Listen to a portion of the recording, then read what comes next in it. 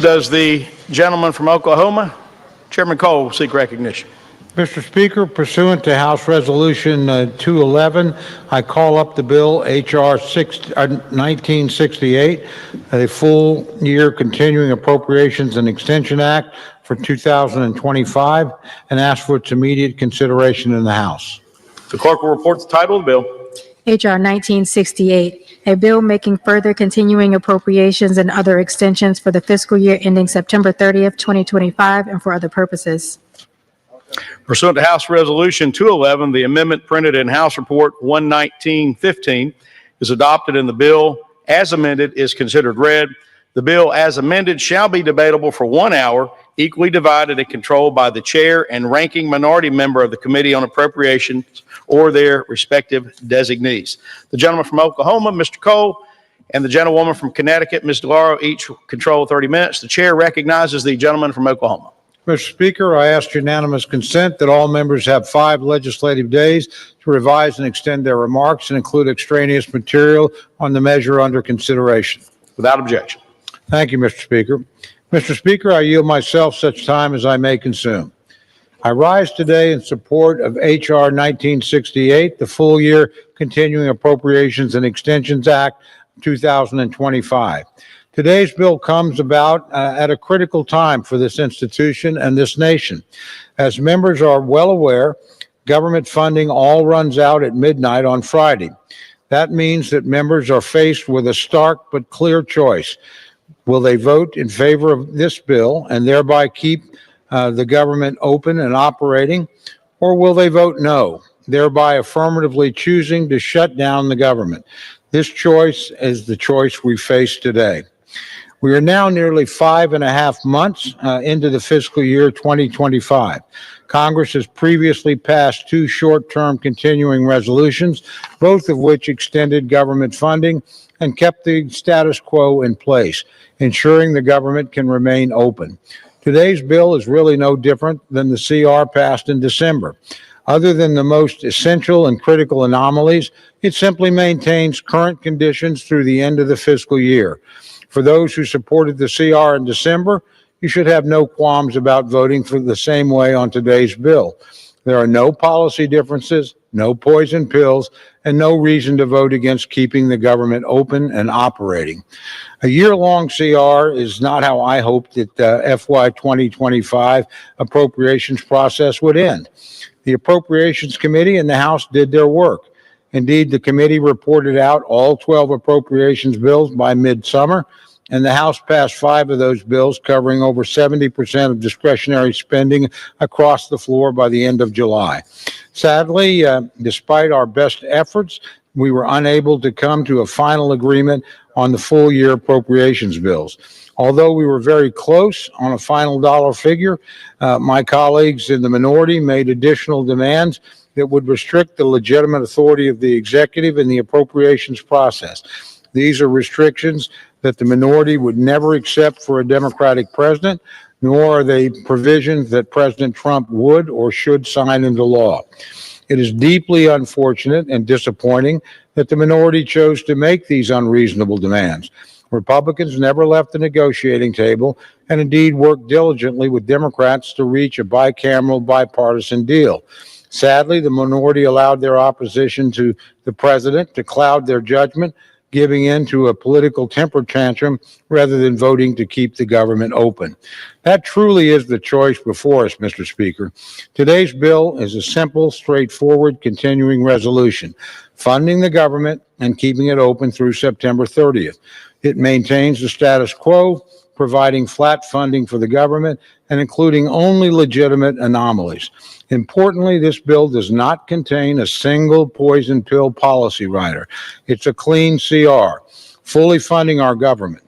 This includes our military and defense needs, and indeed, we've accomplished this while also fully funding the Department of Defense, including the largest pay raise for junior enlisted personnel in over 40 years. We're also maintaining funding for other critical functions of government, including border defense, roads, parks, childcare, water infrastructure projects, biomedical research, job training, and countless others. I know members have heard some fear-mongering about Social Security, Medicare, and Medicaid. This bill makes no changes to any of these programs, leaving them intact as is, and with the funding they need to operate through the end of the fiscal year. Let me say that again. There are no changes to Social Security, Medicare, and Medicaid, period. Mr. Speaker, the outcome of the fiscal year 2025 appropriations process is not what I wanted. But at the end of the day, it is significantly better than the alternative, a government shutdown. The choice is clear. Either members will vote for this bill and for keeping the government open, or they will vote to shut the government down. I know which option my constituents expect, and I know which I will choose. I urge all my colleagues to do the same. Vote for this bill. Vote to keep the government open and operating. Thank you, Mr. Speaker, and I reserve the balance of my time. Gentleman yields. And gentleman reserve. The gentlelady from Connecticut, Ms. Doyle, is recognized to debate the bill. Mr. Speaker, I yield myself such time as I may consume. Lady is recognized. Mr. Speaker, I am opposed to this one-year continuing resolution. It is not a simple stopgap that keeps the lights on, the doors open.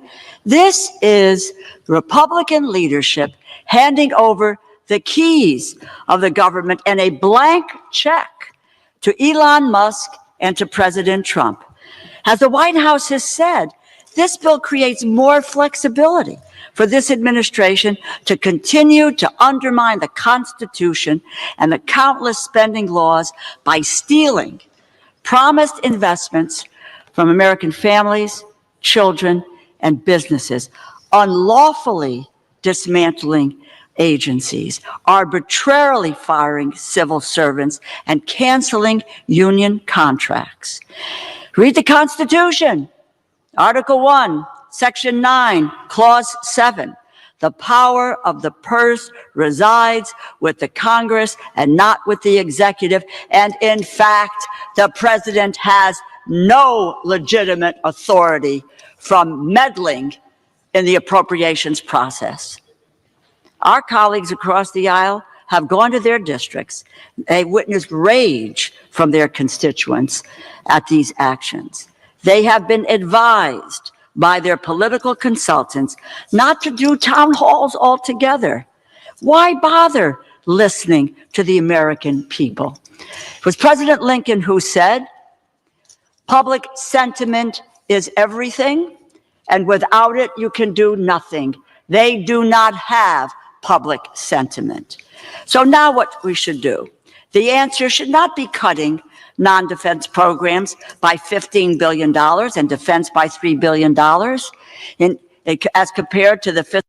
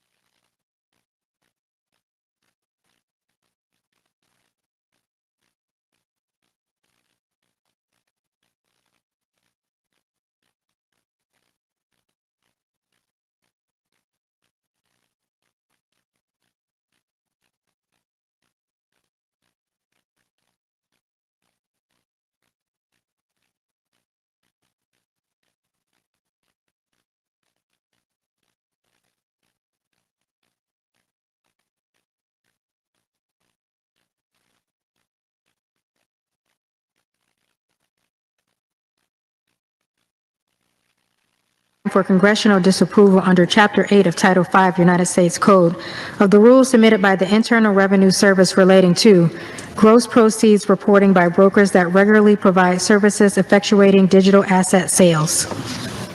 The question is on passage of the joint resolution. Those in favor will say aye. Those opposed, no.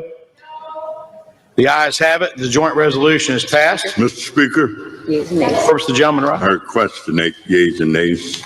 The yeas and nays are requested. Those favoring a vote by the yeas and nays will rise. A sufficient number having risen, the yeas and nays are ordered. Approval under Chapter 8 of Title 5 United States Code of the rules submitted by the Internal Revenue Service relating to gross proceeds reporting by brokers that The bill cuts rent subsidies by over $700 million.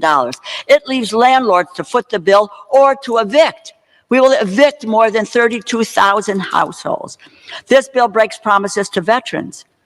House Republicans wisely proposed $23 billion in advance funding for the Toxic Exposures Fund to care for veterans that were exposed to burn pits, Agent Orange, other toxic substances in their own bill. Their bill last summer was it's in there. We voted for the PACT Act on a bipartisan basis. But that $23 billion in advance funding has now disappeared. It is gone. We do advanced funding here. We do it with veterans programs, others. We do it with the Indian Health Service. We do it for public broadcasting. Why do we not want to do it for veterans' care and their health care and their treatment? Why? If I were a veteran and they said no to my advanced program, and we do advanced program of funding, so issues like veterans' medical care doesn't get caught up in the political whims of this organization, of this body. Veterans today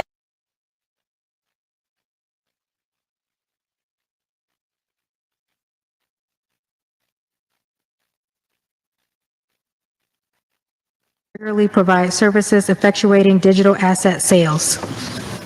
The question is on passage of the joint resolution. Those in favor will say aye. Those opposed, no. The ayes have it. The joint resolution is passed. Mr. Speaker, First, the gentleman right. I request the yeas and nays. The yeas and nays are requested. Those favoring a vote by the yeas and nays will rise. A sufficient number having risen, the yeas and nays are ordered. Pursuant to Clause 8 of Rule 20, further proceedings on this question will be postponed.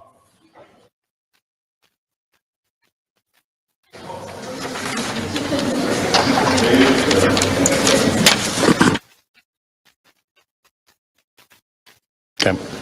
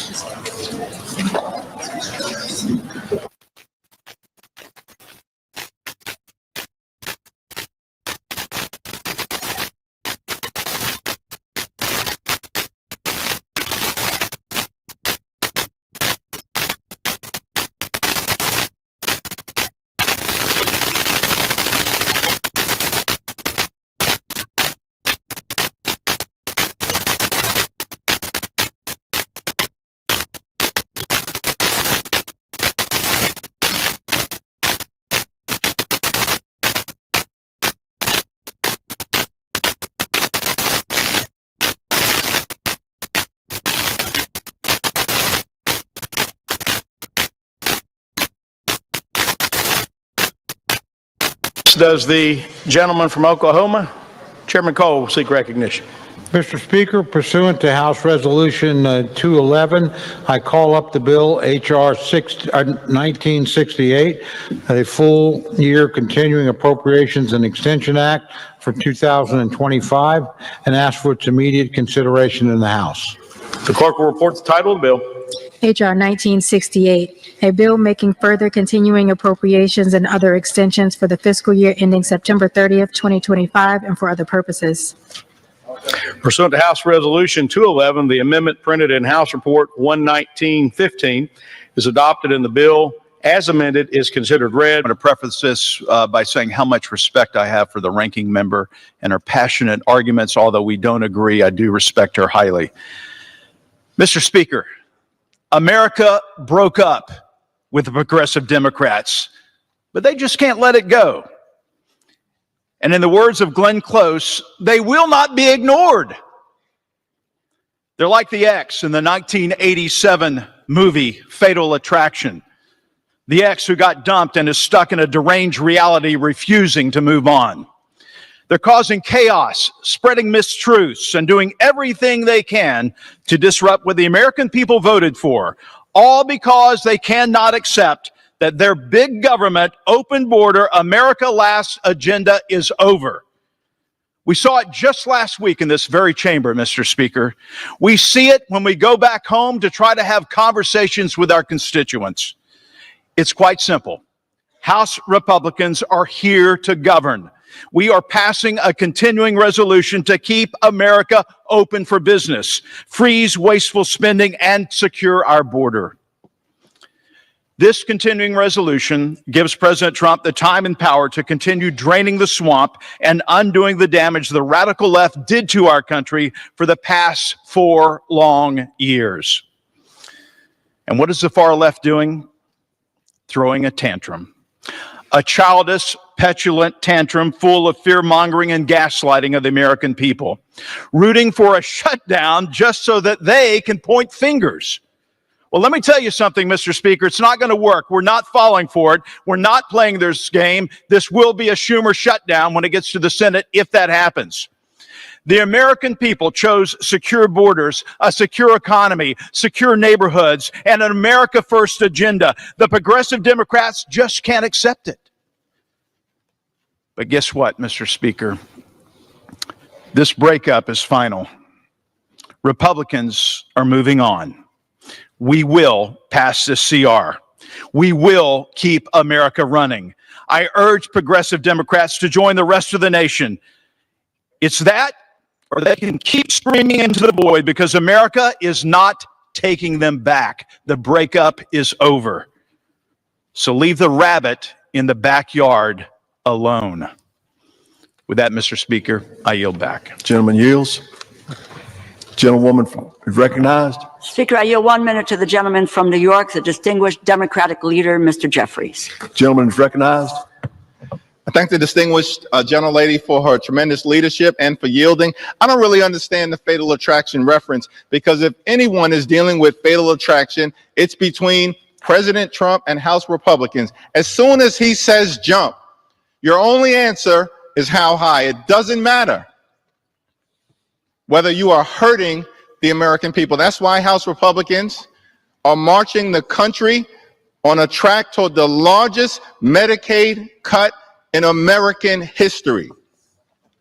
You hurt children, hurt families, hurt Americans with disabilities, hurt seniors, close nursing homes and close hospitals. When Donald Trump says jump, extreme MAGA Republicans say how high. That's the fatal attraction. That's hurting the people of the United States of America. And by the way, the core promise that you made last year was about lowering costs. All you talked about was how you were going to lower the high cost of living. Democrats believe that America is too expensive. Housing costs are too high. Grocery costs are too high. Child care costs are too high. Utility costs are too high. And insurance costs are too high. America is too expensive. We believe that in fact is the case. But Republicans have done nothing to lower the high cost of living. No bill, no executive order, no administrative action. That's the broken promise. We were told by President Trump that costs were going to go down on day one. Grocery prices haven't gone down, they've gone up. Inflation is up. You know what's going down? The stock market. Because President Trump and House Republicans are crashing the economy in real time and marching us to a possible Republican recession. That's what's confronting the American people. And so now we have this partisan, reckless spending bill that we're being asked to consider on the floor today. Bipartisan negotiations were underway. Rosa DeLauro was at the table, working to reach an agreement consistent with the Fiscal Responsibility Act that was passed by Republicans and Democrats and then signed into law in 2023.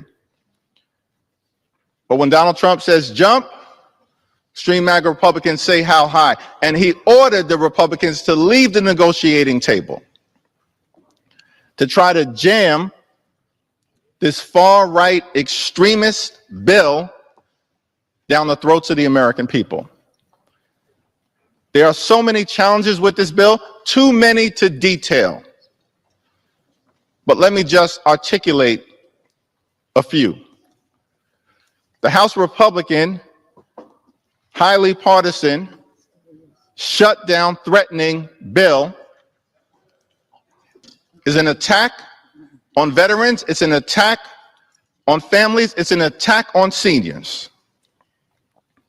It cuts funding for veterans, including billions of dollars in funds that will be cut from veterans in desperate need of health care for people who serve this country, who are suffering from painful exposure to toxic substances, Agent Orange and burn pits. And this bill, before this House, cuts billions of dollars in that health care that is desperately needed. That's an attack on veterans.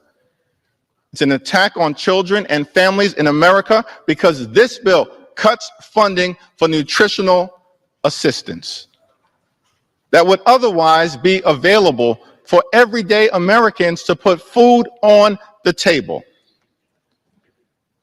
When people are already struggling because grocery prices aren't going down, they're going up under this administration.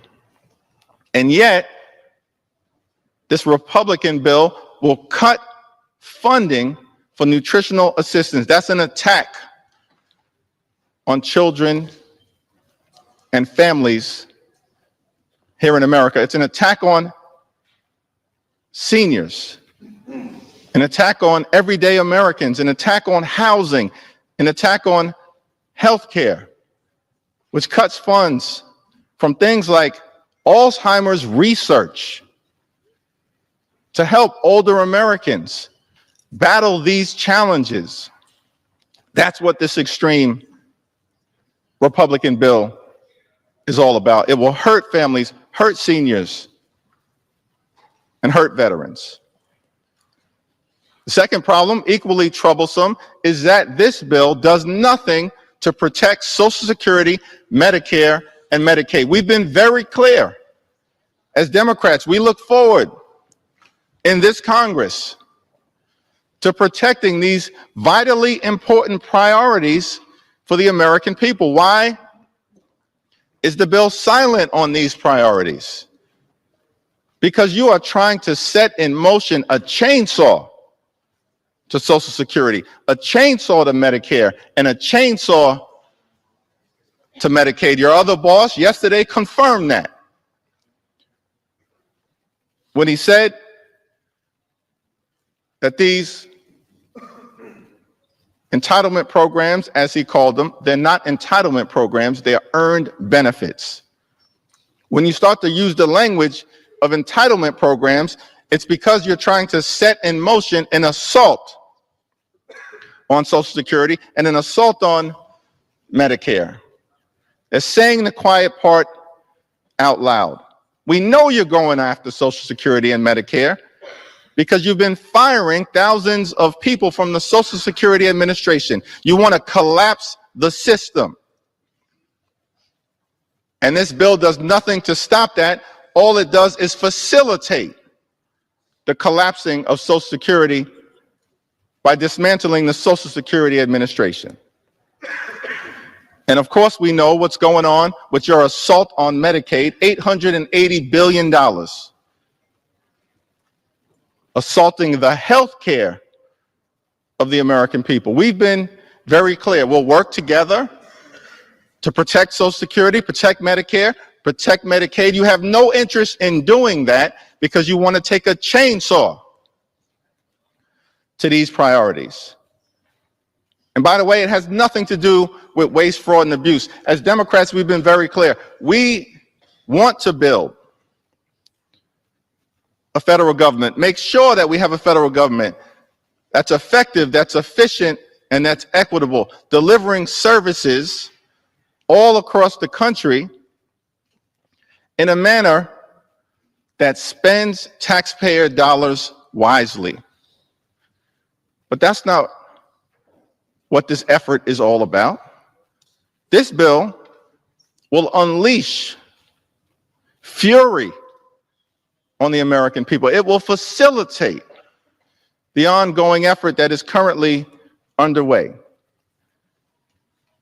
The average Social Security recipient in this country receives $65 a day. They have to survive on $65 a day.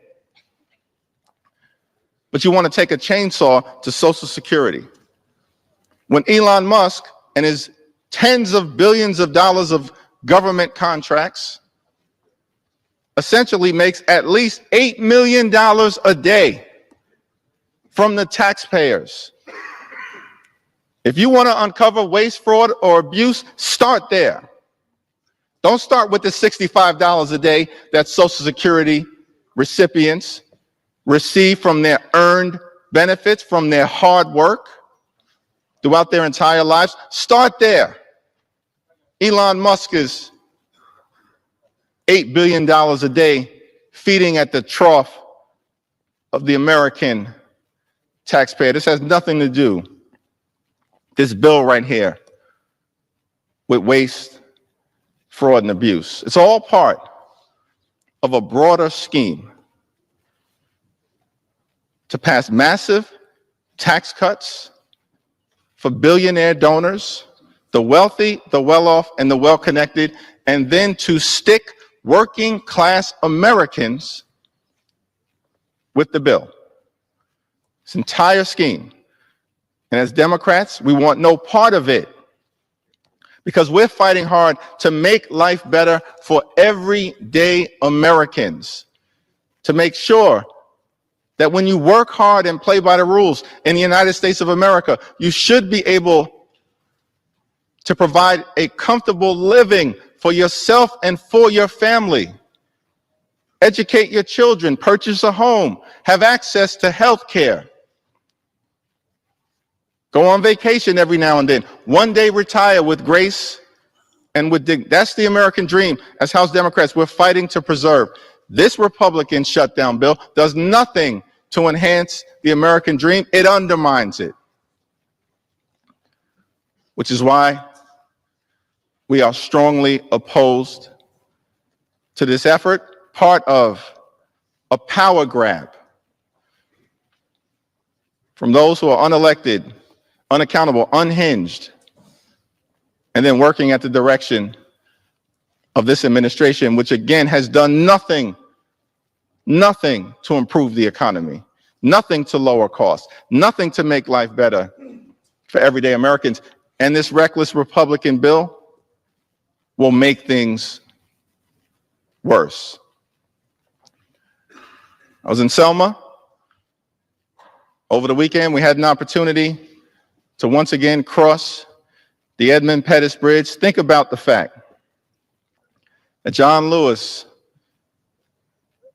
and Amelia Boykin Robinson and Hosea Williams and so many others, as they stood on that bridge, knew that there was trouble on the other side. But even though there was trouble on the other side, they believed that their cause was righteous, and it was. It was a just one. It was designed to make America the best version of herself. And we stand here today, standing on their shoulders, continuing that effort. How do we make sure that the American dream is alive and well for everyone? in every corner of America, throughout every community. And that's what House Democrats will continue to fight for. That's why we oppose this bill, this effort to hurt families and veterans and seniors and children and everyday Americans. And so we're going to continue to show up. We're going to continue to stand up. We're going to continue to speak up for what is right. We oppose this bill. We oppose this partisan effort to hurt the American people. And we will continue to stand on the side of bringing the American dream to life for every single American. I yield back. Gentleman yields. Oklahoma. Gentleman from Oklahoma is recognized. Thank you, Mr. Speaker. I yield myself such time as I may consume. I have great respect for the Democratic leader and certainly great respect and personal friendship for a distinguished ranking member of the Appropriations Committee. But I don't know what bill the leader read, but it certainly wasn't this bill. We've heard a lot of time about Social Security. There's nothing in this bill on Social Security, not a single thing. We heard a lot about Medicare. We don't deal with Medicare on the Appropriations Committee. It's not in here. We heard a lot about Medicaid. It's not in here either. Could be dealt with. It'll be dealt with in a reconciliation bill, but not this bill. This bill is about keeping the government open, something my friends pride themselves on and have often patted themselves on the back on. You got the opportunity to do it today. But that's all this bill does. It does a couple other interesting things. It actually, my friend said, we cut funds for food support. Doesn't do that. It actually adds $500 million to WIC. You said you cut support for housing. It doesn't do that. It actually adds money to the housing accounts. If you actually go through the bill, the charges made simply don't have much to do with what's in this bill. The simple reality is we're either going to keep the government open or we're going to shut it down. If you want to keep the government open, keep working on these problems, you vote yes. If you want to shut the government down, throw the country into chaos, you vote no. It's certainly the privilege of my friends on the other side to vote how they care to vote, but don't say there are things in this bill which simply are not there. And that's just the fear-mongering of the worst sort. Frankly, again, I would just urge my friends to keep the government open. And by the way, just for the record, neither the president nor the speaker ever asked me to leave the negotiating table, ever. Quite the opposite. The speaker said, keep going, keep trying, keep at it. We are 4 days away from a shutdown. It was my friends that introduced a lot of things in the negotiations that aren't normally appropriations issues. Chose to do that. We couldn't come to a deal. We're pretty close on the top line number. We were right there, but we're not.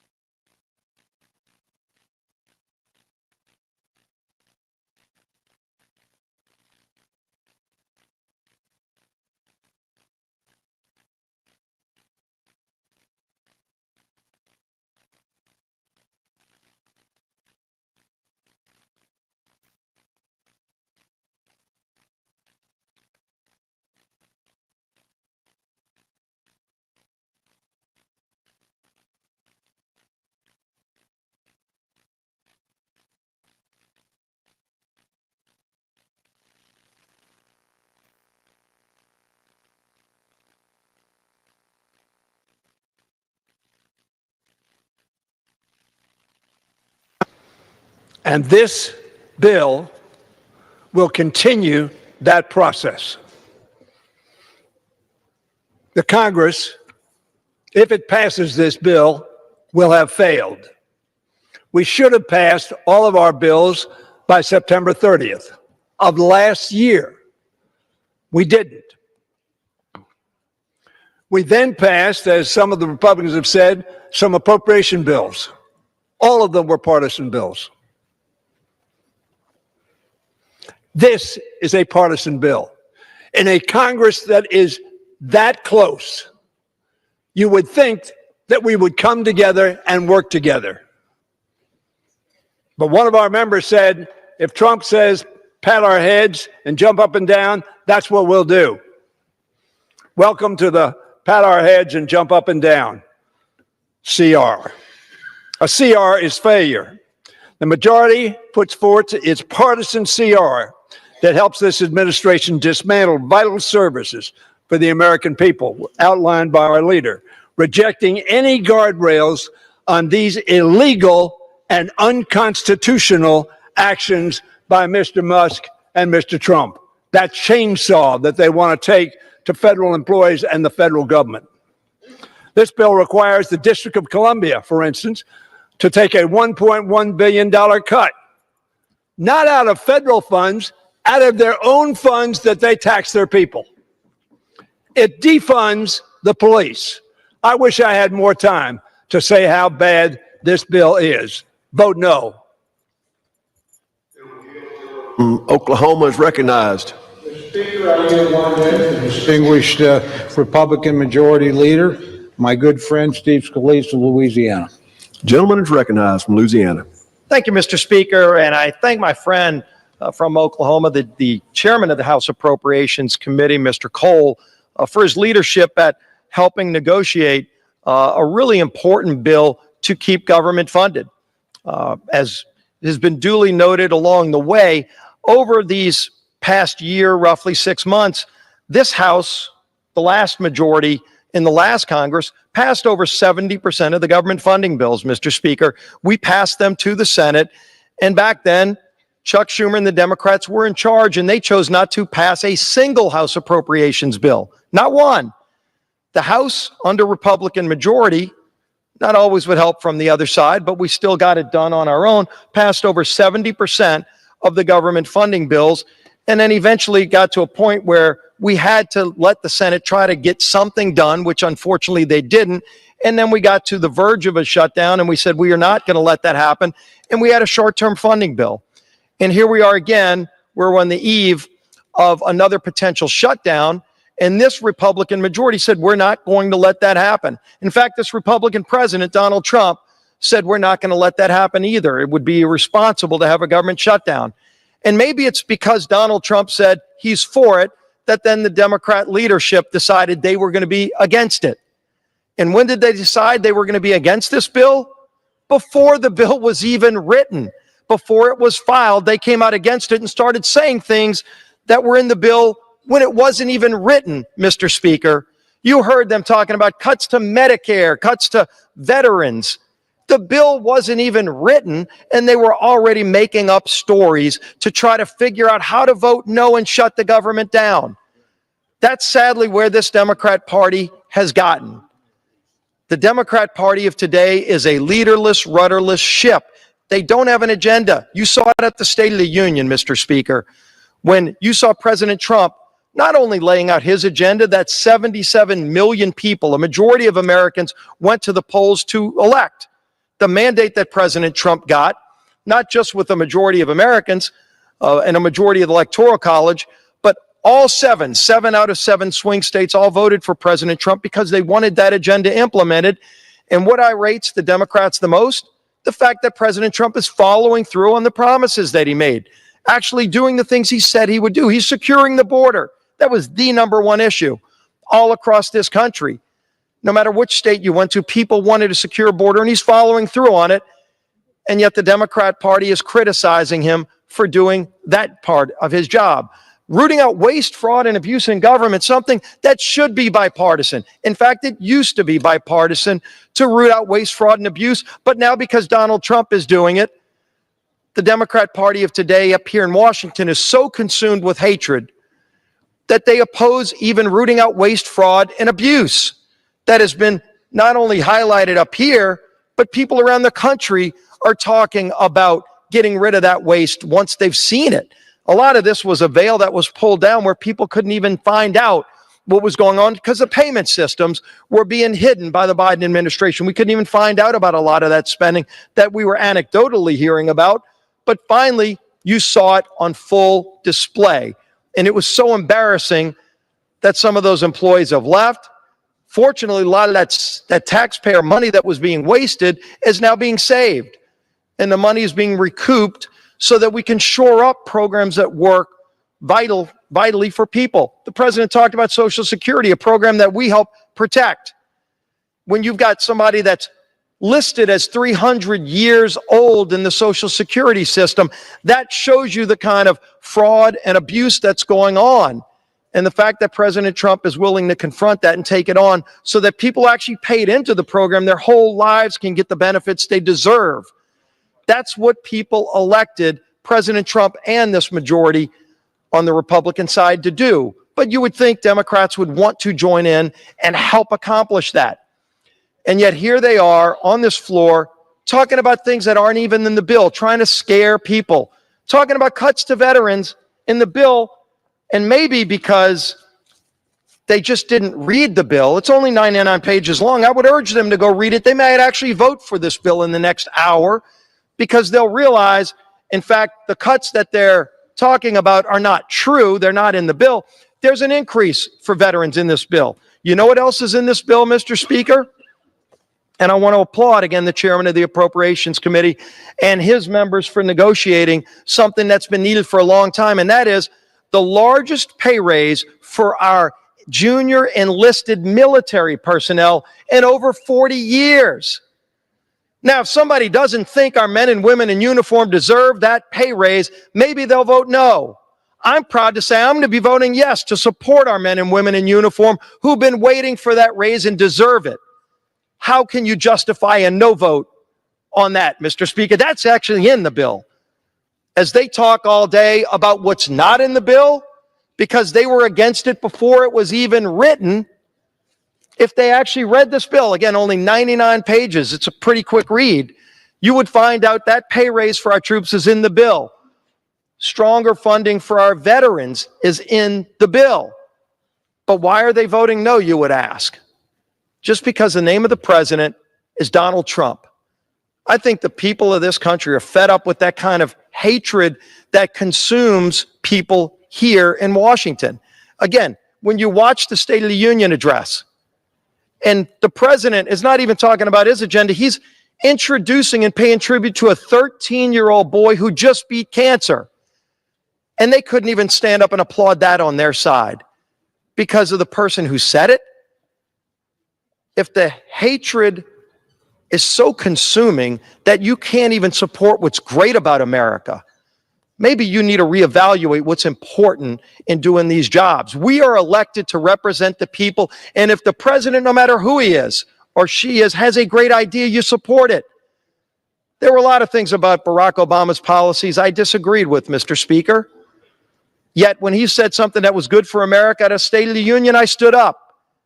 We actually worked with the president. The chairman was part of that, Chairman Cole, in passing the 21st Century Cures Act, last bill that Barack Obama signed, to help put more funding into NIH so we could cure major diseases. We protect those gains in this bill. But if they're advocating to vote no, they're advocating for a government shutdown. It's a binary choice. It's not like there's a plan B behind door number 2, Mr. Speaker. So if the plan is to vote no, what you're really saying is you want to shut down the government. And I know a lot of Democrats, we all get to bring a guest to the State of the Union. And they get to sit up in the balcony. You've got the First Lady and the President's guests up there. Again, the 13-year-old boy who beat cancer. The widow of a slain police officer who was in the balcony that they would not even applaud and pay tribute to. But they were there too, but everybody else got to bring a guest. Most Democrats bragged that they were bringing federal workers as their guests. You saw a lot of them holding rallies out in front of federal offices with federal employees, some of who hadn't shown up for work in 3 years since COVID, but they found their way to the office, not to work, but to protest. Democrats are about to vote to furlough all of those federal workers. Why? Not because of what's in the bill. They've been telling you stories that aren't even true about what's in the bill. They don't like it because of the name of the President of the United States. Aren't we bigger than that? Aren't we a better country than that, Mr. Speaker? This is our responsibility to get this job done and then turn the page and go to work. This is the business, frankly, of the Biden administration that we're cleaning up. And we all ought to join together and finish that and then come together and start a real appropriations process where we move not just 70% of the bills in the House and 0 in the Senate. And Senator Thune, to his credit, as the new majority leader, has vowed to actually work on a true appropriations process. So we're not working at the midnight hour on CRs, but where we can actually have a full functioning appropriations process, something we haven't seen in this town in a long time. We have to first take care of yesterday's business before we can start on tomorrow's appropriations process. And so it's critical that we get this job done, not to vote to lay off and furlough all the federal workers, the TSA agents. You won't even be able to go to the airport or your favorite federal park if they got their way. Let's actually get our work done so we can start a 12-bill appropriations process that moves through the Senate too, where you can actually have a negotiation between two sides of the aisle. Again, something we haven't seen in a long time, but is long past due. It's a new day in America. And I applaud President Trump. And we had Vice President J.D. Vance this morning come and talk about the importance of passing this bill too, because they want to fix the problems of this nation. They want to fulfill the promises that were made during the campaign and follow through on the mandate that was given to President Trump, Vice President Vance, and this Republican majority in the House and Senate by 77 million people to turn this country around. Let's get back to being the greatest country in the history of the world. We can do it. We can come together and solve big problems. But we solve big problems by first taking care of the basics of government, and that's to keep the government open. Let's pass this CR. Let's see a big vote to do it too. I welcome both sides of the aisle. My friends on the other side, they can criticize a bill they've never read that wasn't even filed. But once they look at this bill, I think you might even see some of them vote yes as well. Let's get our work done and let's move on to the next challenges that the American people expect us to deliver on for them. With that, Mr. Speaker, I yield back. Gentleman yields. Gentlelady is recognized. The president did make a promise to drive down the cost of living. Instead, he's driven up prices. With that, I want to recognize and yield 2 minutes to the gentlewoman from Massachusetts, the distinguished Democratic whip, Ms. Clark. Gentlewoman is recognized. Thank you, and I thank the gentlelady from Connecticut for yielding. Republicans made a promise to the American people. We're going to build a stronger economy, we're going to lower costs, and we're going to have safer communities. But for 7 weeks, we have seen nothing but ideas and bills that break that promise. We all want government to run more efficiently, to be better for people who depend on it. But stealing money from the Veterans Administration, from schools, from law enforcement, from children's health care, and giving it to a tax cut to the wealthiest man on earth and his billionaire friends, that's not finding efficiencies. That's not taking on waste and fraud in government. It's destroying working families. The GOP are crushing the American people under the weight of their own political ambition. Rents are going up. Housing is in a crisis. This bill today, they propose to evict 32,000 families from their home. 32,000. Those are veterans. Those are kids. Those are seniors. Those are domestic violence survivors. Eggs at my grocery store on Sunday were $8.49 a dozen. In this bill, you propose to take $27 million away from the inspectors who go out to our chicken farms who are fighting and trying to stop bird flu that is causing the spike in eggs.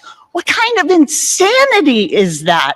And then if we look at the budget overall, we've got healthcare spiking, and you want to cut Medicaid. That's the answer? Seniors' cost of living is out of control. And you're saying, let's run up the cost of prescription drugs. And as Elon told us directly this week, coming next, you want to eliminate Social Security. Give me more time. So Gentleman's time has if you expired. feel this is the mandate that you have, you can do that on your own. Time's expired. I apologize. Gentleman's recognized. Thank you very much, Mr. Speaker. I yield 3 minutes to my very good friend and senior member of the Appropriations Committee, the gentleman from Idaho, Mr. Simpson. Gentleman's recognized. I thank the chairman for yielding. And first, let me say, I appreciate the work the chairman has done over the last several months, trying to get our regular appropriation bills done and then trying to get this CR finished when it became apparent we weren't going to be able to negotiate a top line yet. Something that we will continue to work on. But there's a lot of things that have been said on this floor that I have to say just aren't true. Not a different interpretation of the facts. They're just not true. There's nothing in here that cuts Social Security. There's nothing in here that cuts Medicare. There's nothing in here that cuts Medicaid. But yet I keep hearing that. That's the talking points that were created before this bill was actually written. It is difficult to write a year-long CR. First time I can remember it being done. It's almost harder writing that than it is writing the regular appropriation bills because we have to put anomalies in it. Things that have to be done as we move on with the regular funding. The reason I've been able to support this CR and will vote for it is because of the work that our chairman, Mr. Cole, has done with some of these anomalies that were absolutely necessary. In the interior arena, there were 4 anomalies that really needed to be addressed to get this CR done. One is it fully funds PILT payments, which is an estimated level of $600 million, $85 million above what was the current level. In Indian country, the CR increases funding for Indian health services to expand availability and direct health care services. Funding the Bureau of Indian Affairs, BIA, BIE programs are held at 2024 enacted levels. The CR removes the 2024 earmarks with BIA and HIS, but the overall net effect on tribal programs is still a $25 million increase. In addition, program increases, the CR also provides $999 million, an increase for tribal contract support costs and an additional $256 million for Section 105(1) leases in an effort to continue our commitment to upholding our trust and treaty responsibilities. It also increases on a permanent basis the wildfire fighting fire pay. That costs $147 million. It actually saves us $20 million, $27 million, rather than just extending the one-year extension of the wildfire pay. And I think when we've seen those great jobs that wildfire fighters do for us, it's incredible what they do. We don't pay them enough now. And if you can make more flipping burgers in California than you can fighting wildfires, then something's wrong. So this permanently fixes that for us. It's a very important bill. Shutting down government is never good policy. It's never good politics. Why anyone, Republican or Democrat, would vote against this, I have no idea. This is a good bill. I hope we all vote for it.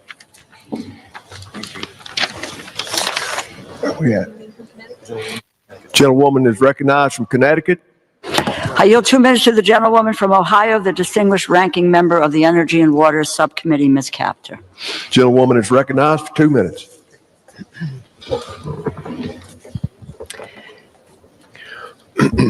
Mr. Speaker, I thank the ranking member, DeLauro, for allowing me this time. This bill was drafted by Musk's greed machine and seeks to put its claws even deeper into the pockets of our people. Why? To extract the largest transfer of wealth from money they're taking from these bills, from middle class and working class people, and put it in the pockets of the top 1% who already own half of this country. A handful of people, so very wealthy. The top 1% of billionaires now own as much wealth as the bottom half of our population. That's what's going wrong, and I rise in strong opposition to this bill. Elon Musk and his Doge boys don't need Medicaid, Social Security, veterans benefits. Our Constitution assigns our legislative branch the responsibility to direct federal spending, not unelected billionaires and the 1%. In our subcommittee area of energy and water development, this Musk bill would stifle American prosperity by cutting nearly half of the Army Corps' budget. Musk and Trump don't know anything about public works and how essential the Army Corps is to our daily life in every district in this country and to economic growth. The greed machine wants to steal assets from America's people and put them in the pockets of billionaires at places like Mar-a-Lago. Oh, did I say that right? Mar-a-Lago. Yeah. Okay. Now, finally, the greed machine is cutting a total of nearly $600 million in support for local law enforcement. That's nearly $600 million in cuts of local police, leaving the kitty dry. The greed machine is underfunding our local police. In opposing the bill, I stand with our people, not with the billionaires and their greed machine. Think about it. Why rob Main Street to dole out even bigger tax breaks and more contracts for the Mar-a-Lago crowd and billionaires whose crew haven't got a clue what working life is like for American men and women? It's overtime for them to pay their fair share. Vote no on this horrendous bill, and I yield back. Time's expired. Gentleman's recognized from Oklahoma. Thank you very much, Mr. Speaker. Mr. Speaker, I yield 2 minutes to my very good friend, distinguished gentleman from Florida and member of the Appropriations Committee, Mr. Rutherford. Mr. Rutherford, recognized. Thank you, Mr. Chairman. I appreciate you yielding, and I really appreciate all the hard work that got us here today.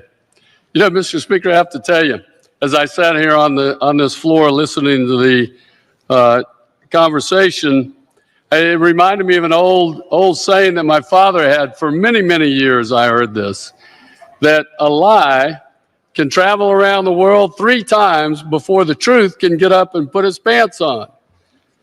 Well, that was before the internet. So now, after what I've heard today, I would say it's probably more like 100 times a lie can travel around the world before the truth can get up and put its pants on. And I happen to know that House Republicans have been working diligently to fully fund the core federal government services so that President Trump and his administration can continue to identify the waste, fraud, and abuse of American tax dollars, protect our border, and support Americans, including our veterans, contrary to what you heard, our military families, first responders, of which I'm a former, and our seniors. Most importantly, by passing H.R. 1986, this continuing resolution, we are ensuring that a costly government shutdown does not fall upon the American public. It's our constitutional obligation in Congress to fund the federal government, and House Republicans are acting on that duty. Unfortunately, my colleagues on the other side of the aisle are not. House Democrat leadership came out in opposition to this bill and spread egregious falsehoods about what this bill does and does not do before it was even printed. You've heard that before. Let's be clear, this bill will not hurt law enforcement by slashing cops' grants, nor will it zero out the Toxic Exposure Fund for veterans. Instead, it's a clean bill that will extend funding and certainty for the American people. This bill would maintain government operations while responsibly cutting spending. Gentleman, additional 30 seconds. Gentleman is recognized. Thank you, Mr. Chairman. Protect Social Security, Medicaid, and Medicare recipients from unnecessary disruption and the confusion that comes along with a government shutdown. Promote public safety, renew our commitment to supporting law enforcement officers, raise pay for our junior enlisted troops by the largest amount in 40 years, fund important nutritional assistance for mothers, infants, and children, and the list goes on. White House Democrats seem dead set on shutting down the government over their disdain for the commander-in-chief, no matter the cost to their own communities. And I am committed to passing this bill, and I urge my colleagues to do the same. I yield back. Gentlewoman is recognized. I yield 2 minutes to the gentlewoman from Minnesota, the distinguished ranking member of the Defense Subcommittee, Ms. McCollum. Gentlewoman is recognized. Mr. Speaker, I rise in strong opposition to this full year continuing resolution. Let's call the CR what it is. It's a Republican majority abdicating our constitutional responsibilities. Republicans have turned over congressional power to direct funding to Elon Musk and President Trump. The Republican appropriations process for fiscal year 2025 has been a disaster. Republicans have had 18 months to write, pass, and negotiate these spending bills. They failed. The Republican leadership never wanted to negotiate with Democrats with their slim majority in the House. Would have required. So here we are stuck with a full year CR, something that's never happened in the history of this nation. It's a complete failure to govern. Making things worse, the CR cuts $13 billion from domestic priorities that Americans rely on. I'll mention a few, like life-saving medical research at the NIH. Rent assistance for low-income working families are cut. Republicans failed to include $22 billion in advanced appropriation funding for the VA Toxic Exposure Fund. This jeopardizes the health of our veterans exposed to burn pits and, yes, Agent Orange. Community projects submitted by our constituents for police and first responders have also been eliminated by this bill. The Defense Department, the bill reduces DoD medical research by about 50%. It will obstruct the search for new cures for cancer and infectious diseases. Republicans also underfunded military training exercises, which will mean the readiness for our troops will be put at risk. They cut DoD technology research and development funding, which helps us keep our edge over our adversaries.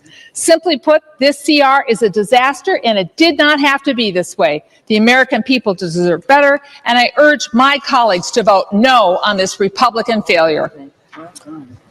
Gentlewoman from Connecticut reserves.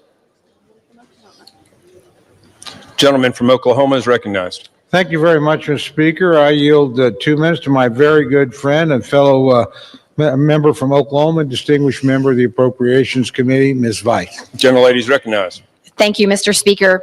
I rise today to urge my colleagues to support H.R. 1968, a clean continuing resolution which funds government through September 30, 2025.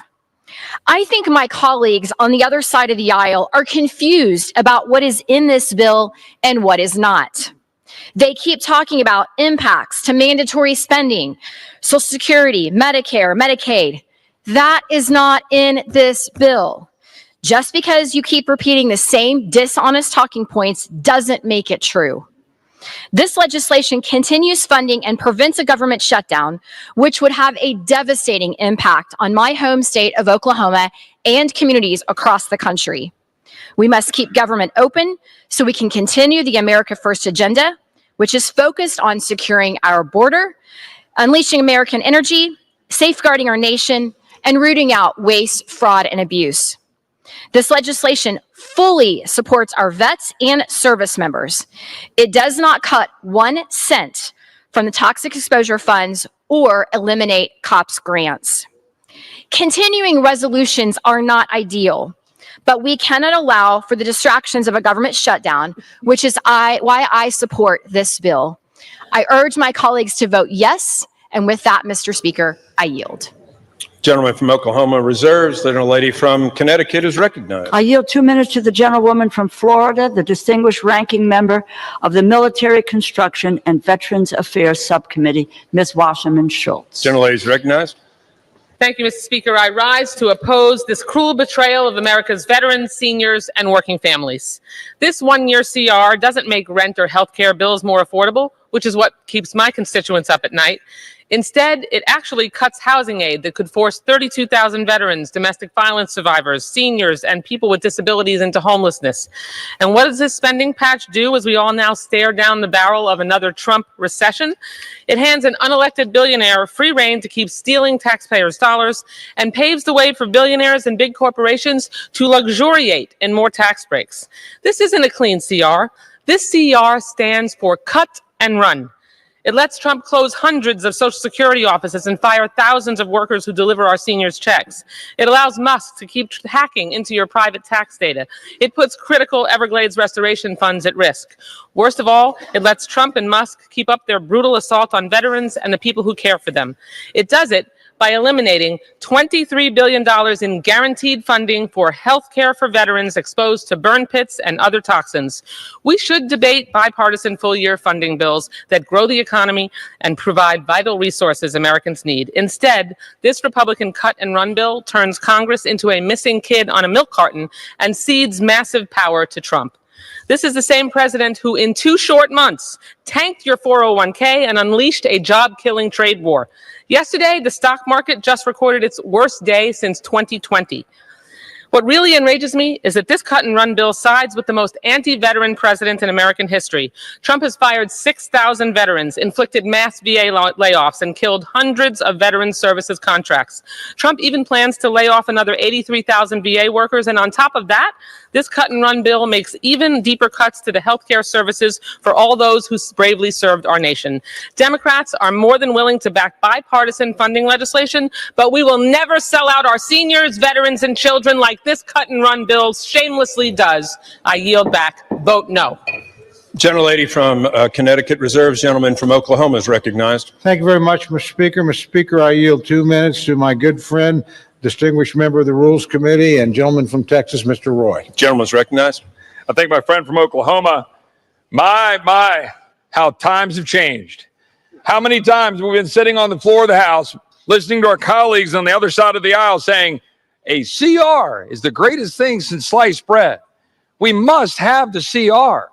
Because when some of us were saying, wait a minute, Mr. President, wait a minute, President Biden, maybe we should actually secure the border of the United States instead of letting millions of people flood in and kill Americans and let fentanyl flow into our communities. So when we wanted to secure the border and we dared to say that the funding should actually reflect that, and we threatened to, hey, maybe we should actually have a fight on spending, my colleague on the other side of the aisle said, CR, we got to have a CR, our precious CR.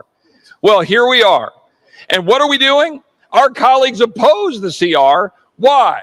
Because we would have spending frozen for 6 months, down about $7 billion, but importantly, allow DOGE and allow our friends in the administration to continue to expose the absurdity of federal spending. How about $1.5 million to advance diversity, equity, inclusion in Serbia's workplaces? $70,000 for production of a DEI musical in Ireland. $2.5 million for electric vehicles in Vietnam. $47,000 for a transgender opera in Colombia. $32,000 for a transgender comic book in Peru. This is what our Democratic colleagues are fighting for, to continue to fund absurd programs rather than do the common sense work of what we're trying to do, to have more beds for ICE, secure the border of the United States, ensure that our defense is funded, ensure that we're able to hold spending in check so we can actually have a chance of saving this great country. I yield back. Gentleman yields. Gentleman from Oklahoma reserves. Gentlelady from Connecticut is recognized. The gentleman confirms what we've been saying all along, impoundment. I yield 2 minutes to the gentlewoman from Maine, the distinguished ranking member of the Interior and Environment Subcommittee, Ms. Pingree. Gentlewoman is recognized. Thank you, Mr. Speaker, and thank you very much to the ranking member for yielding me this time. I oppose this full-year continuing resolution and urge my colleagues to reject it.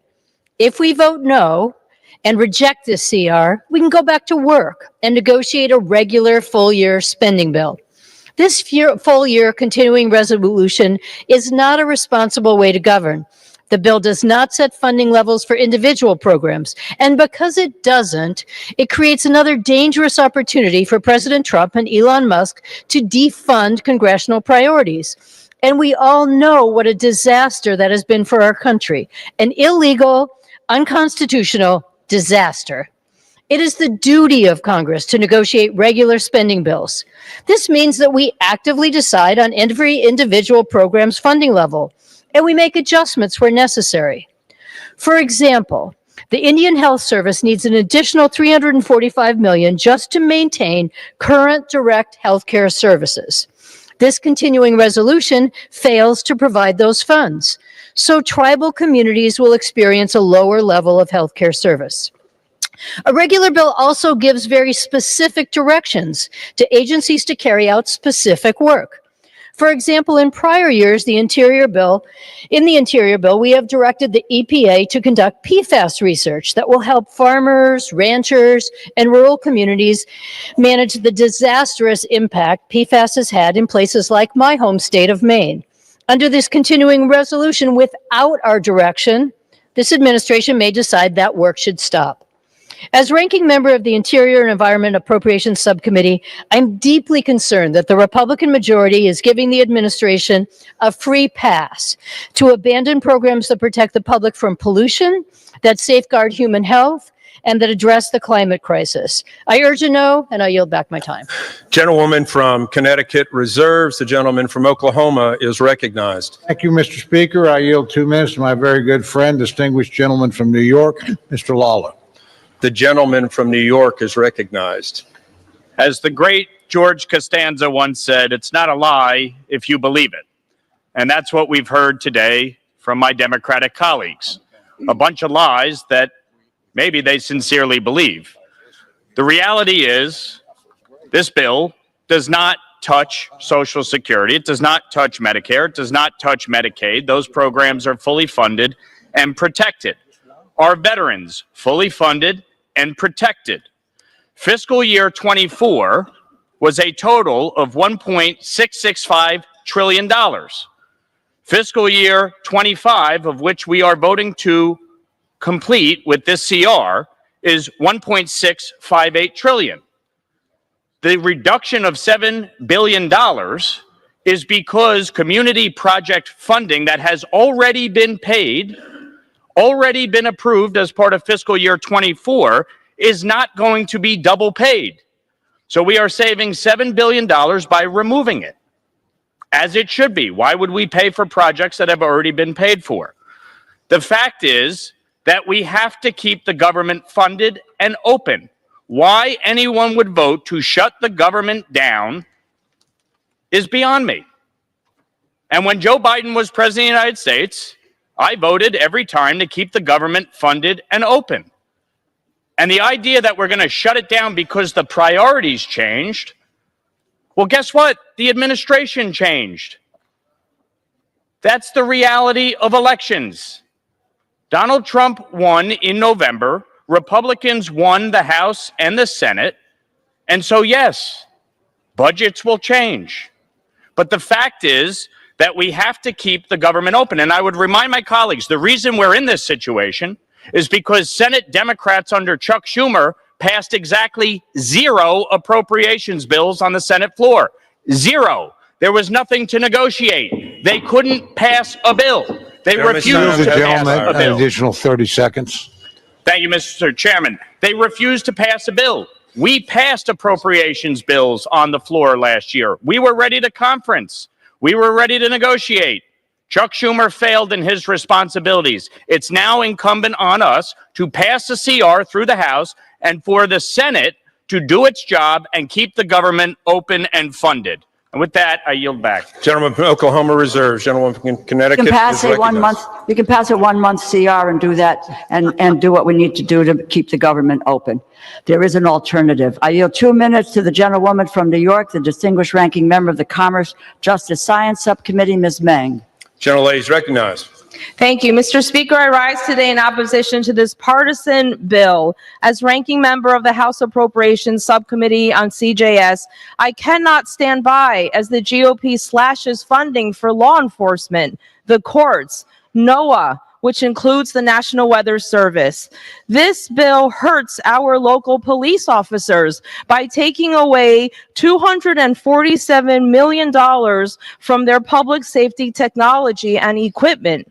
Additionally, it cuts $350 million from projects that support community efforts to prevent crime, improve law enforcement, to provide precincts with equipment to prevent car theft, and provide victim services.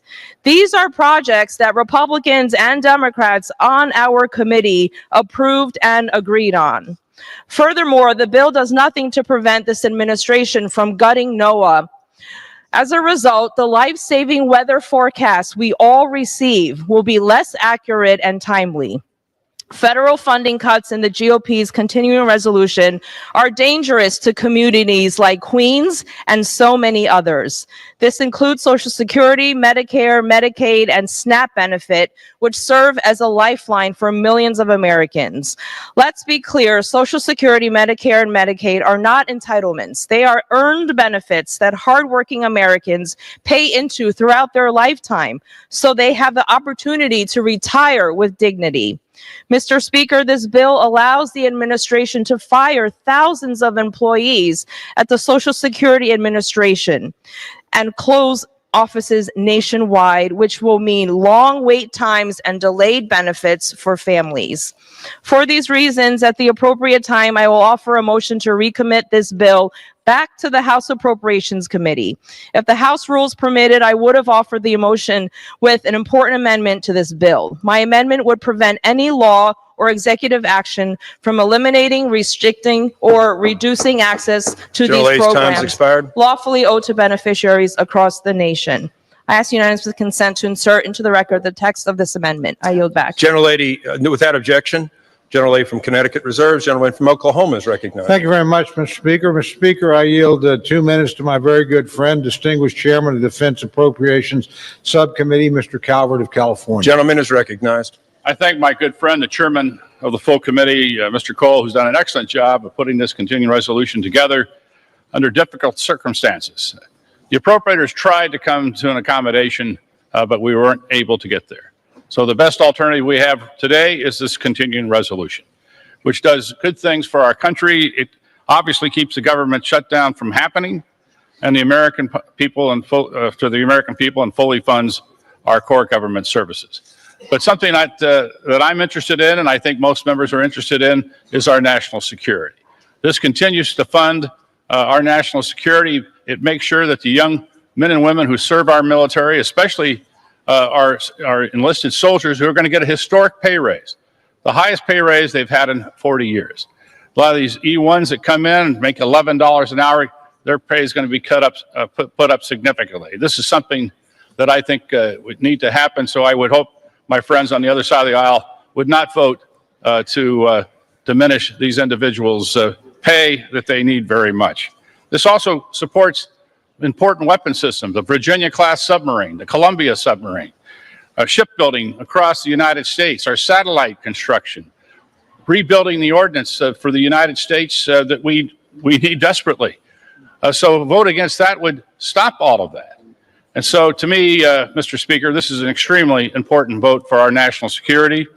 I would hope that everyone would vote for that, vote for the continuing our government, and to make sure that these weapon systems are delivered on time for the American public. And with that, I yield back the balance of my time. The gentleman yields. The gentleman from Oklahoma is reserves, and the gentlewoman from Connecticut is recognized. Let's have the 1-month CR that's been introduced as an alternative and do the business of the House and pass appropriations bills. I yield 1 minute to the gentlewoman from Florida, the distinguished ranking member of the State and Foreign Operations Subcommittee, Ms. Frankel. The gentlelady is recognized. Thank you.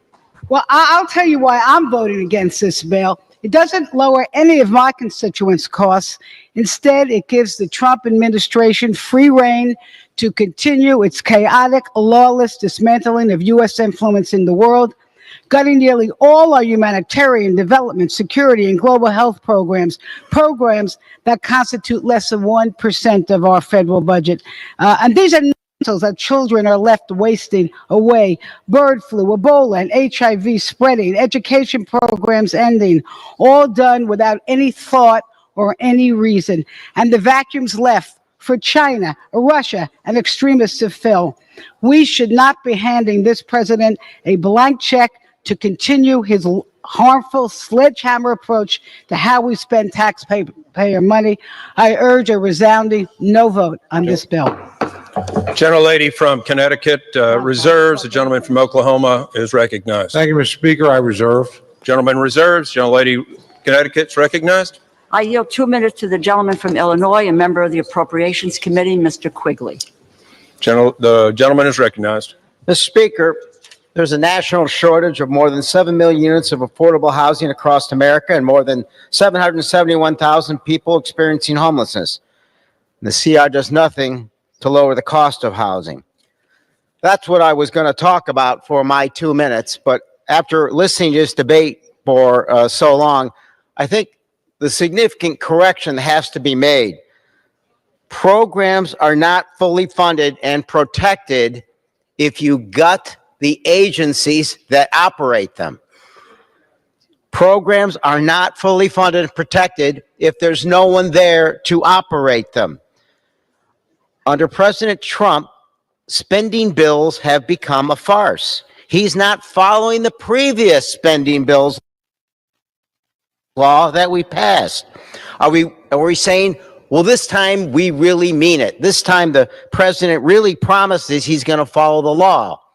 And that we don't get to the point where Article 1 is optional.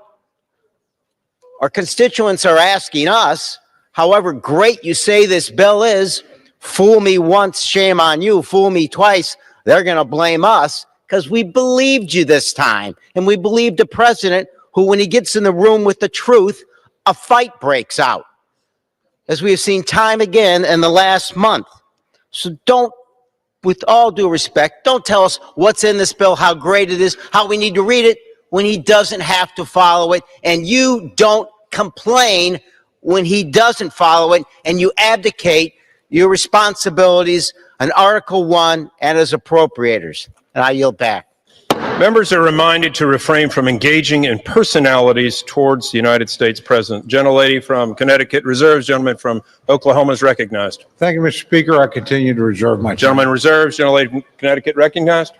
Mr. Speaker, I yield 1 minute to the gentleman from New Jersey, the distinguished ranking member of the Energy and Commerce Committee, Mr. Pallone. Gentleman's recognized. Thank you, Mr. Speaker. One of my colleagues on the Republican side earlier asked what Democrats are fighting for.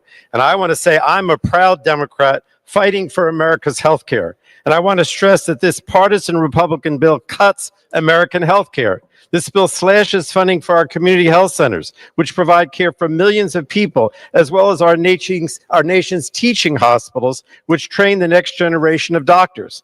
It fails to reverse the Medicare physician pay cut, which endangers access for seniors, especially those in rural and underserved communities. It also does nothing to stop Republicans' planned catastrophic cuts to Medicaid. Rather than voting on this partisan bill, we should be working together to lower costs and expand access to health care like the bipartisan agreement we had in December. That bill provided long-term certainty and funding increases for our community health centers, for our teaching health centers. It lowered drug costs by taking on unfair PBM practices and addressed the Medicare cuts to physicians. Unfortunately, Republicans walked away from this agreement because Elon Musk opposed Gentleman's time's expired.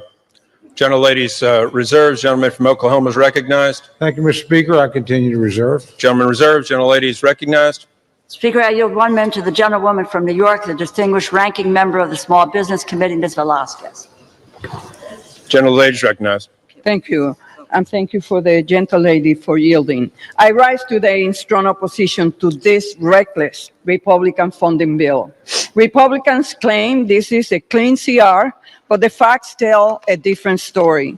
This bill slashes $23 billion from veterans benefits, turning its back on the brave men and women who serve our country. It cuts health care, leaving families, children, and seniors vulnerable, and it slashes affordable housing, putting thousands, including veterans, domestic violence survivors, and people with disabilities at risk of losing their homes. If these cuts weren't bad enough, the Vice President said this morning that this administration will continue to refuse to spend money on programs they don't like. I will not vote for a CR that greenlights these dangerous cuts. Democrats are ready to fund the government, but we will not stand by while Republicans sell out the people we are sworn to serve. I urge my colleagues to reject this dangerous bill. I yield back. Gentlelady reserves. Recognized.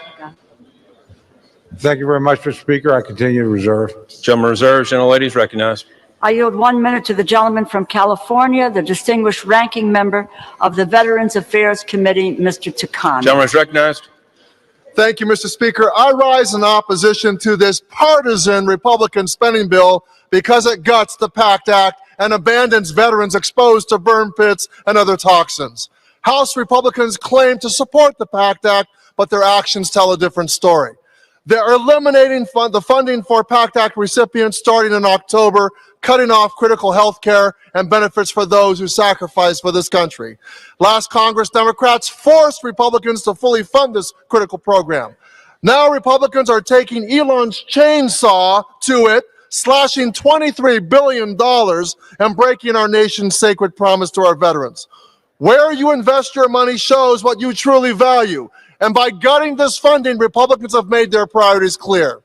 I stand with our veterans. I stand firm in our priorities and promises, and I will not stand by while Republicans rip them apart. I urge my colleagues to vote no on this partisan Republican spending bill. Yields. The gentlelady's reserves. Gentleman from Oklahoma is recognized. Thank you very much, Mr. Speaker. I continue to reserve. The gentleman reserves. Gentlelady's recognized. I yield 1 minute to the gentlewoman from the District of Columbia, Ms. Norton. I'm running out of time. Gentlelady's recognized. This CR is an act of fiscal sabotage against the District of Columbia and abuse of Congress's power over disenfranchised D.C. This CR will result in an immediate cut of more than $1 billion from D.C.'s $21 billion budget 6 months into D.C.'s fiscal year.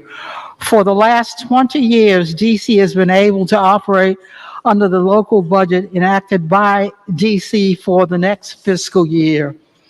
For the duration of every CR. This CR does not allow D.C. to do so. Instead, the CR effectively repeals the fiscal year 2025 local budget enacted by D.C., which D.C. has been operating under for 6 months, and restores the fiscal year 2024 local budget enacted by D.C., which D.C. stopped operating under 6 months ago. This cut to D.C.'s local budget does not have the federal government any money because of D.C.'s local budget consists entirely of locally raised revenue. I urge voters to vote no. Time's expired. Gentleman from Oklahoma is recognized. Thank you very much, Mr. Speaker. I continue to reserve. The gentlewoman's time has expired.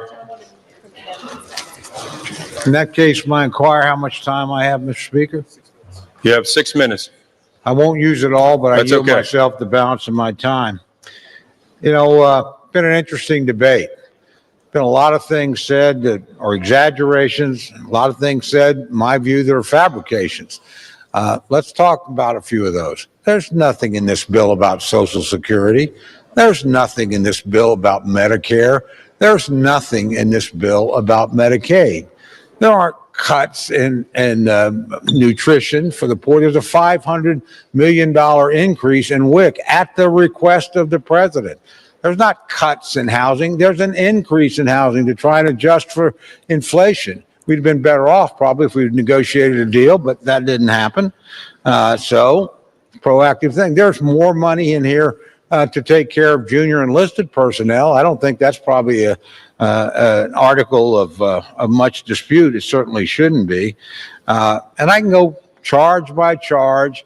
Yes, on the toxic burn or toxic exposure fund, we're going to deal with that in the 26 bill. It's for 26. Everything's funded for 25. That's what this bill covers. It's an appropriations bill for FY25. So that's what we're covering here. We're going to deal with the 26 bill, and then we'll deal with that issue. I voted for the PAC Act. I believe in it. I voted for additional funding for it. I suspect we'll find common ground there. So there's a lot of, fireworks around this bill. Let's just talk about what it does. It's pretty simple, guys. It's a CR. It's a continuing resolution.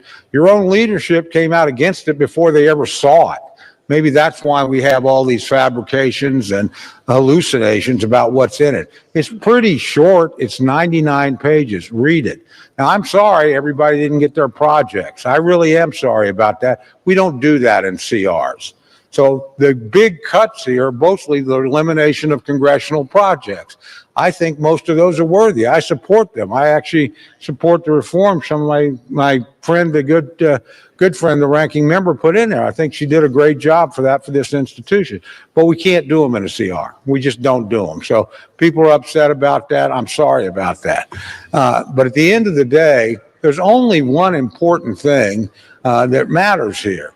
You can vote yes and keep the government open. Whatever your problem is, whatever your concern is, it's going to be worse in a government shutdown, not better, worse.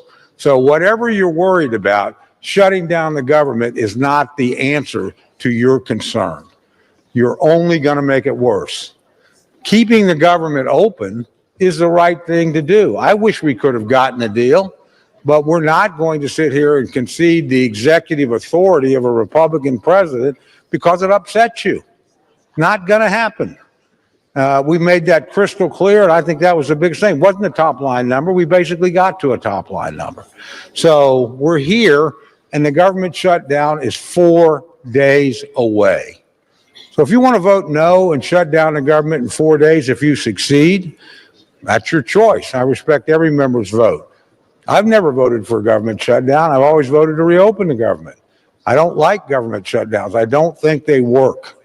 I think you'll find if you succeed in shutting down the government, that it won't work very well for you either. It never works. So I think you'd be better advised to vote yes than to have to defend a vote to shut down the government personally. But actually, this body will not have the final say. Going to go to the United States Senate, and you have the power in the Senate to shut down the government if you choose, because they have a filibuster over there.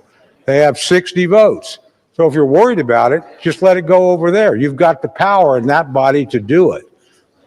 So if you want to shut down the government, your choice. But Mr. Speaker, I think the choice is crystal clear. If we took a poll on it, the American people were asked, do you want to shut down the government? The overwhelming answer would be no. Do you think you should keep the government open and keep working on our problems? That would be an overwhelming yes.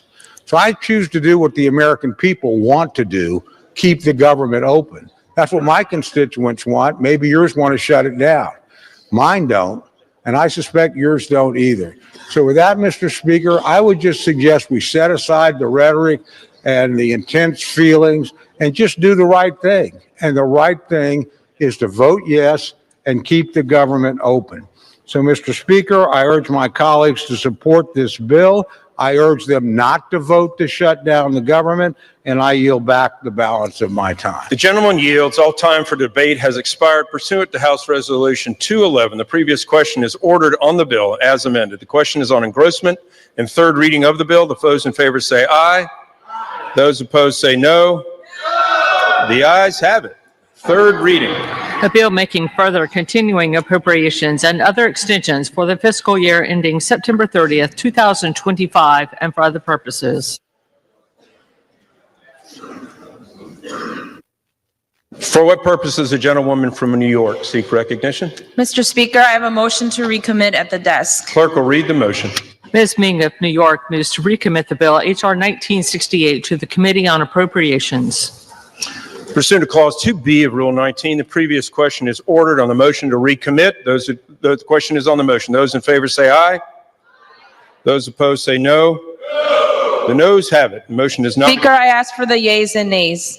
Yeas and nays are requested. Those favoring a vote by the yeas and nays will rise. A sufficient number having arisen, the yeas and nays are ordered. Pursuant to Clause 8, Rule 20. Clause 8, Rule 20, further proceedings on the question will be postponed. Proceedings will resume on questions previously postponed. Votes will be taken in the following order. Passage of H.R. 1156, the motion to recommit on H.R. 1968, and passage of H.R. 1968, if ordered, as well as passes on House Joint Resolution 25. First vote will be a 15-minute vote. Pursuant to Clause 9, Rule 20, remaining votes will be 5 minutes. Pursuant to Clause 8 of Rule 20, the unfinished business is on the vote of H.R. 1156, on whether the yeas and nays are ordered. Clerk will report the title. Union Calendar Number 2, H.R. 1156, a bill to amend the CARES Act to extend the statute of limitations for fraud under certain unemployment programs and for other purposes. Questions on the passage of the bill. Members record their votes by electronic device. This is a 15-minute vote.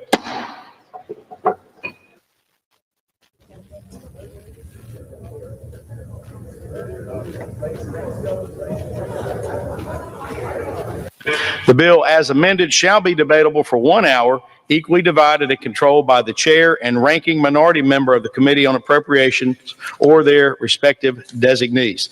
The gentleman from Oklahoma, Mr. Cole, and the gentlewoman from Connecticut, Ms. DeLauro, each control 30 minutes. The chair recognizes the gentleman from Oklahoma. Mr. Speaker, I ask unanimous consent that all members have 5 legislative days to revise and extend their remarks and include extraneous material on the measure under consideration. Without objection. Thank you, Mr. Speaker. Mr. Speaker, I yield myself such time as I may consume. I rise today in support of H.R. 1968, the full year Continuing Appropriations and Extensions Act 2025. Today's bill comes about at a critical time for this institution and this nation. As members are well aware, government funding all runs out at midnight on Friday. That means that members are faced with a stark but clear choice. Will they vote in favor of this bill and thereby keep the government open and operating, or will they vote no, thereby affirmatively choosing to shut down the government? This choice is the choice we face today. We are now nearly 5.5 months into the fiscal year 2025. Congress has previously passed 2 short-term continuing resolutions, both of which extended government funding and kept the status quo in place, ensuring the government can remain open. Today's bill is really no different than the CR passed in December. Other than the most essential and critical anomalies, it simply maintains current conditions through the end of the fiscal year. For those who supported the CR in December, you should have no qualms about voting for the same way on today's bill. There are no policy differences, no poison pills, and no reason to vote against keeping the government open and operating. A year-long CR is not how I hoped that FY 2025 appropriations process would end. The Appropriations Committee and the House did their work. Indeed, the committee reported out all 12 appropriations bills by midsummer, and the House passed 5 of those bills, covering over 70% of discretionary spending across the floor by the end of July. Sadly, despite our best efforts, we were unable to come to a final agreement on the full year appropriations bills. Although we were very close on a final dollar figure, my colleagues in the minority made additional demands that would restrict the legitimate authority of the executive in the appropriations process. These are restrictions that the minority would never accept for a Democratic president, nor are they provisions that President Trump would or should sign into law. It is deeply unfortunate and disappointing that the minority chose to make these unreasonable demands. Republicans never left the negotiating table and indeed worked diligently with Democrats to reach a bicameral bipartisan deal. Sadly, the minority allowed their opposition to the president to cloud their judgment, giving in to a political temper tantrum rather than voting to keep the government open. That truly is the choice before us, Mr. Speaker. Today's bill is a simple, straightforward, continuing resolution, funding the government and keeping it open through September 30th. It maintains the status quo, providing flat funding for the government and including only legitimate anomalies. Importantly, this bill does not contain a single poison pill policy rider. It's a clean CR, fully funding our government. This includes our military and defense needs, and indeed, we've accomplished this while also fully funding the Department of Defense, including the largest pay raise for junior enlisted personnel in over 40 years. We're also maintaining funding for other critical functions of government, including border defense, roads, parks, childcare, water infrastructure projects, biomedical research, job training, and countless others. I know members have heard some fear-mongering about Social Security, Medicare, and Medicaid. This bill makes no changes to any of these programs, leaving them intact as is, and with the funding they need to operate through the end of the fiscal year. Let me say that again. There are no changes to Social Security, Medicare, and Medicaid, period. Mr. Speaker, the outcome of the fiscal year 2025 appropriations process is not what I wanted. But at the end of the day, it is significantly better than the alternative, a government shutdown. The choice is clear. Either members will vote for this bill and for keeping the government open, or they will vote to shut the government down. I know which option my constituents expect, and I know which I will choose. I urge all my colleagues to do the same. Vote for this bill. Vote to keep the government open and operating. Thank you, Mr. Speaker, and I reserve the balance of my time. Gentleman yields. Gentleman reserve. The gentlelady from Connecticut, Ms. Laura, is recognized to debate the bill. Mr. Speaker, I yield myself such time as I may consume. Lady is recognized. Mr. Speaker, I'm opposed to this one-year continuing resolution. It is not a simple stopgap that keeps the lights on, the doors open. This is the Republican leadership handing over the keys of the government and a blank check to Elon Musk and to President Trump.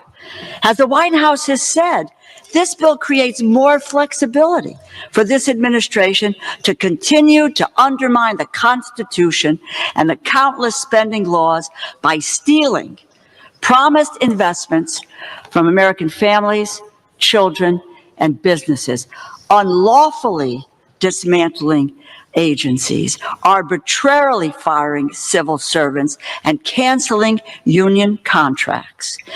Read the Constitution. Article 1, Section 9, Clause 7. The power of the purse resides with the Congress and not with the executive. And in fact, the president has no legitimate authority from meddling in the appropriations process. Our colleagues across the aisle have gone to their districts. They witnessed rage from their constituents at these actions. They have been advised by their political consultants not to do town halls altogether. Why bother listening to the American people? It was President Lincoln who said, "Public sentiment is everything, and without it, you can do nothing." They do not have public sentiment. So now what we should do?